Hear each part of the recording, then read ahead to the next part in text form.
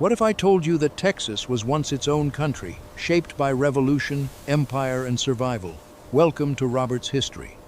I'm Robert, and today we journey through the dramatic 19th century that transformed this land forever. If you enjoy thoughtful, honest storytelling, please consider subscribing for future episodes. Some visuals in this video are symbolic and may not perfectly match every detail, and I truly appreciate your understanding. Now, settle in, relax, and let's step back in time together. At the beginning of the 19th century, Texas was not yet the state many people imagine today. It was a vast and unsettled borderland, shaped by movement, conflict, and cultural collision. Across its plains, forests, and rivers, different worlds met and struggled for space. Spanish influence lingered, Mexico would soon claim authority, and Anglo-American settlers were beginning to arrive. Yet long before these political contests, this land already carried deep and ancient roots.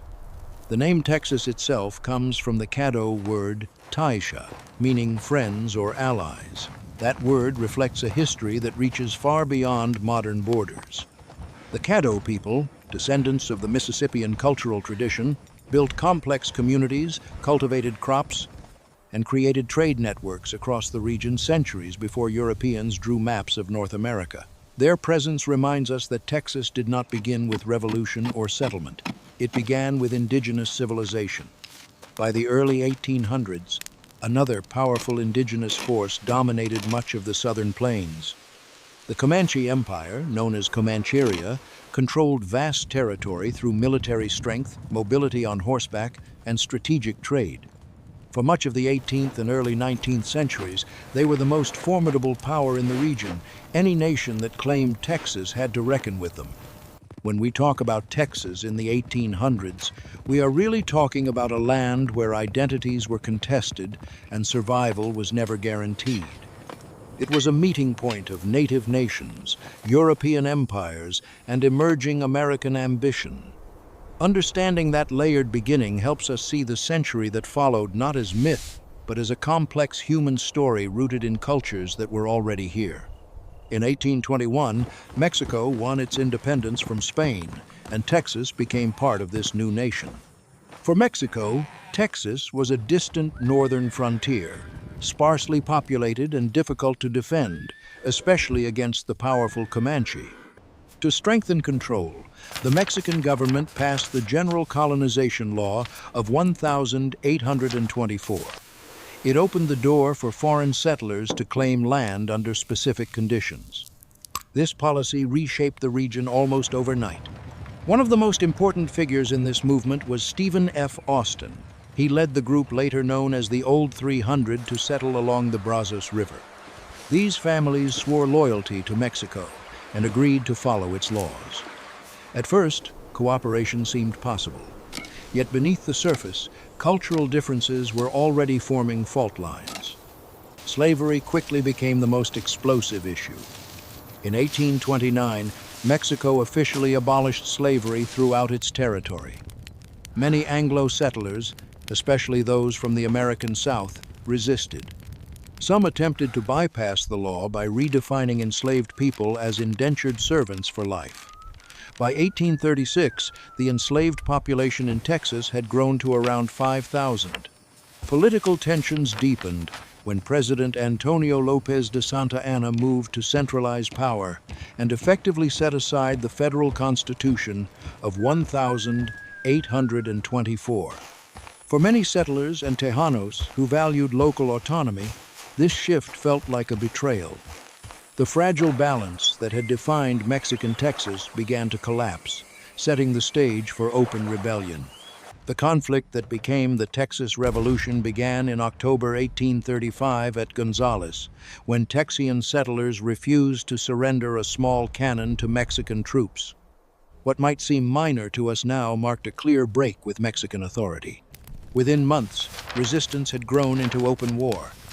In March 1836, delegates gathered at Washington on the Brazos and signed the Texas Declaration of Independence, formally separating from Mexico. Then came two tragedies that changed everything.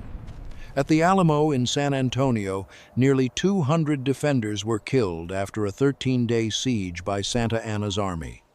Weeks later at Goliad, around 300 Texian prisoners of war were executed. News of these events spread quickly and caused widespread fear. Families fled eastward in what became known as the Runaway Scrape. Yet grief and panic did not end the struggle. Instead, they hardened resolve. The words, "Remember the Alamo and remember the Goliad," became rallying cries. For many Texans, those phrases turned loss into determination and helped unite a divided movement in the fight for independence. After the victory at San Jacinto in 1836, Texas did not immediately become part of the United States. Instead, it emerged as an independent nation known as the Republic of Texas. For 9 years, it functioned as a sovereign country with its own president, Congress, currency, and diplomatic efforts. That fact alone still surprises many people today. Texas was not just a rebellious province. It was briefly a nation trying to define itself. Yet independence did not bring stability. The young republic was deeply divided over its future. Sam Houston, who served as president, believed that annexation to the United States offered security and economic survival. He understood that Mexico still refused to recognize Texas independence and that the threat of renewed invasion remained real. In contrast, Mirabeau B. Lamar envisioned a bold and expansive republic. He imagined Texas stretching westward to the Pacific and standing as a powerful independent empire. These competing visions shaped politics throughout the 1830s and early 1840s. At the same time, the Republic struggled with mounting debt, limited infrastructure, and ongoing frontier conflict. Financial instability became increasingly difficult to ignore. By 1845, annexation to the United States seemed less like ambition and more like necessity.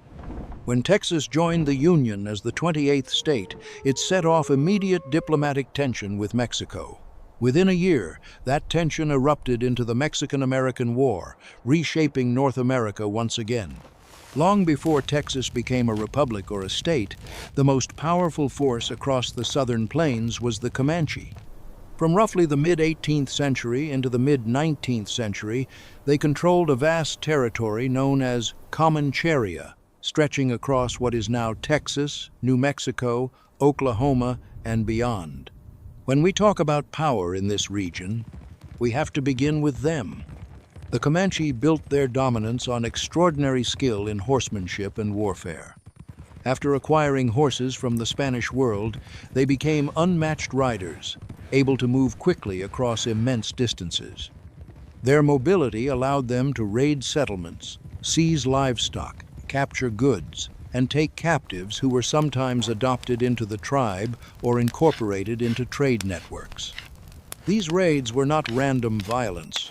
They were part of a system that sustained economic and political strength in a harsh environment. Yet military power was only one side of Comanche influence. They also anchored a far-reaching trade system that connected native groups, Spanish settlements, and later Mexican communities. Through trade in horses, bison products, and captives, they shaped regional economies. Their language became widely used across the plains, a sign of cultural authority as well as economic reach. For decades, Spanish, Mexican, and later Texan authorities had to negotiate with or confront Comanche leaders. Any government that claimed Texas existed alongside this indigenous power. Recognizing that reality helps us understand that the frontier was not empty land waiting to be claimed. It was a contested world where native nations held real and formidable authority. As Texas expanded through the 19th century, one group became closely tied to its frontier identity, the Texas Rangers.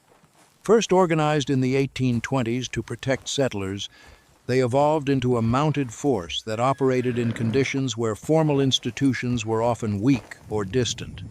For many communities, they represented immediate defense in a landscape shaped by conflict.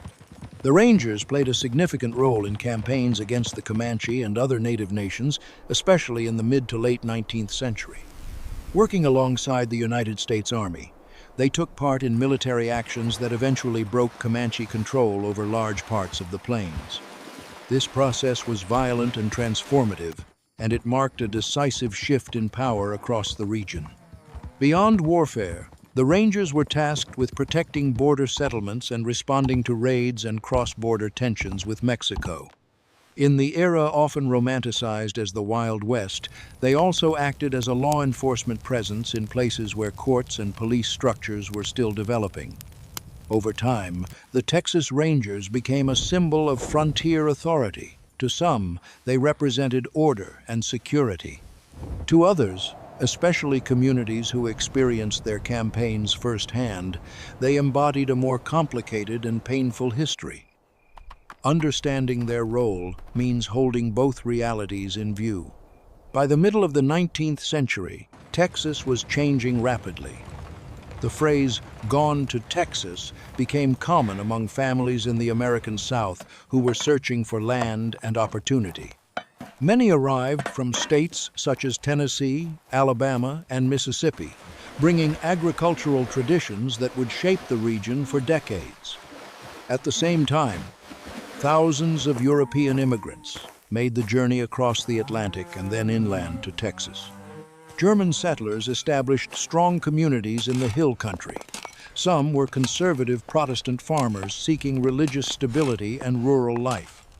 Others were political refugees, known as the 48ers, who had fled failed revolutions in Europe. They often carried liberal ideas about government and society, which added new intellectual energy to the frontier.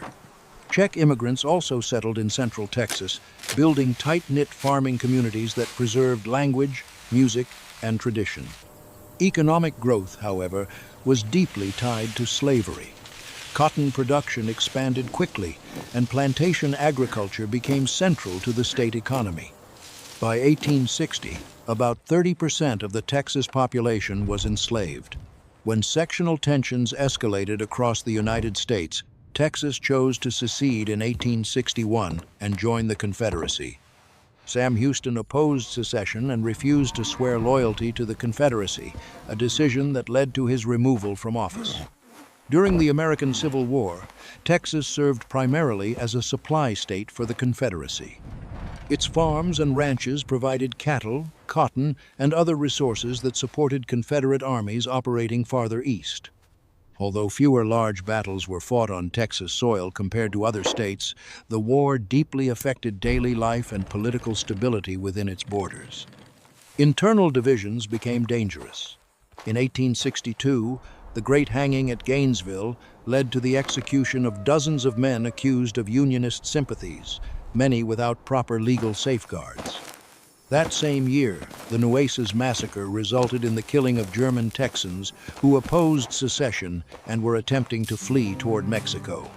These events remind us that the war in Texas was not only about distant battlefields, but also about fear, suspicion, and fractured communities.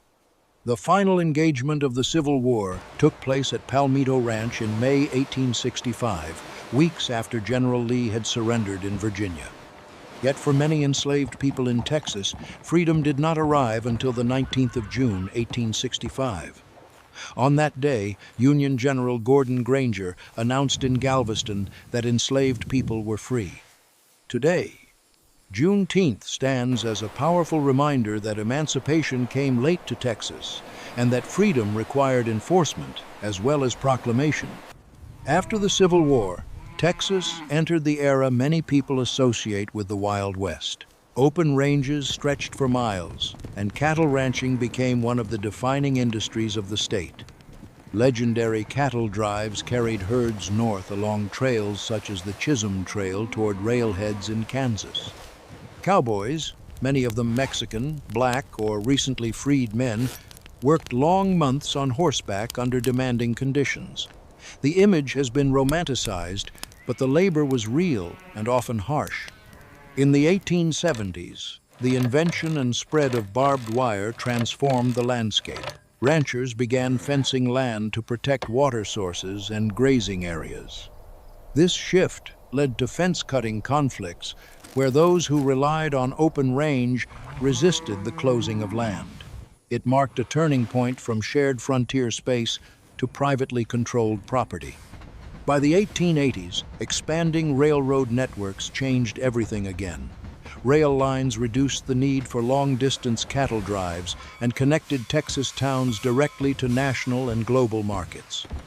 Cities such as Dallas and Fort Worth grew into commercial centers. Cotton and cattle could now reach international buyers more efficiently, tying Texas firmly into the industrial economy of the modern world. By the late 19th century, the promises of Reconstruction began to fade in Texas. After federal oversight weakened, white Democratic leaders gradually regained political control across the state. What followed was not simply a change in party leadership, but a systematic effort to reshape power and limit participation. New measures were introduced to restrict voting rights. Poll taxes required citizens to pay a fee before casting a ballot, a barrier that disproportionately affected African Americans and poor whites. Over time, primary elections were limited to white voters only, effectively excluding black Texans from meaningful political influence. These policies did not appear overnight, but they were deliberate and cumulative. Jim Crow laws formalized racial segregation in public life. Schools, transportation, and many public facilities were separated by race, reinforcing inequality as a daily reality. Violence and intimidation also played a role in maintaining this order, discouraging resistance and political organization within black communities. As we look back on this period, it is important to recognize that the closing decades of the century were not only about railroads and growth, they were also about the narrowing of democracy. The social structure that emerged would shape Texas for generations, leaving a legacy that extended well into the 20th century. By the late 19th century, the promises of Reconstruction began to fade in Texas. After federal oversight weakened, white Democratic leaders gradually regained political control across the state. What followed was not simply a change in party leadership, but a systematic effort to reshape power and limit participation. New measures were introduced to restrict voting rights. Poll taxes required citizens to pay a fee before casting a ballot, a barrier that disproportionately affected African Americans and poor whites. Over time, primary elections were limited to white voters only, effectively excluding black Texans from meaningful political influence. These policies did not appear overnight, but they were deliberate and cumulative. Jim Crow laws formalized racial segregation in public life. Schools, transportation, and many public facilities were separated by race, reinforcing inequality as a daily reality. Violence and intimidation also played a role in maintaining this order, discouraging resistance and political organization within black communities. As we look back on this period, it is important to recognize that the closing decades of the century were not only about railroads and growth, they were also about the narrowing of democracy. The social structure that emerged would shape Texas for generations, leaving a legacy that extended well into the 20th century. In the spring of 1836, as news spread about the fall of the Alamo and the executions at Goliad, fear swept across Texas. Families gathered what they could carry and fled eastward, away from the advancing Mexican army led by Santa Anna. This mass movement became known as the Runaway Scrape. It was not an organized retreat, but a desperate migration of civilians and members of the provisional government seeking safety. If we pause and imagine that moment, we can sense the uncertainty they faced. Homes were abandoned, crops left behind, and entire communities uprooted. The losses at the Alamo and Goliad had shattered confidence. Rumors moved faster than facts, and survival became the immediate priority. Yet the runaway scrape was more than panic. As Sam Houston withdrew strategically and rebuilt his forces, this period allowed time for regrouping. Volunteers joined the Texian army, driven in part by anger and grief. The very events that caused flight also fueled determination. The turning point came on the 21st of April, 1836, at the Battle of San Jacinto. In a swift and decisive attack, Texian forces defeated Santa Anna's army and captured him. What began as a fearful retreat ended in a stunning victory. The runaway scrape, painful as it was, became a bridge between despair and independence, marking a crucial step toward the creation of the Republic of Texas. As we close this journey, I see 19th century Texas as a land shaped by conflict between native empires, Mexico, and the United States. It gave rise to the legends of the Alamo and the Texas Rangers. It grew powerful through cotton and slavery. It transformed from open frontier into an industrializing state, yet it ended the century under a system of racial segregation that limited freedom for many. To me, this is a story of survival, expansion, identity, and the cost of ambition. I would truly love to hear your thoughts, so please share them below and consider subscribing to Robert's History for more honest conversations about the past.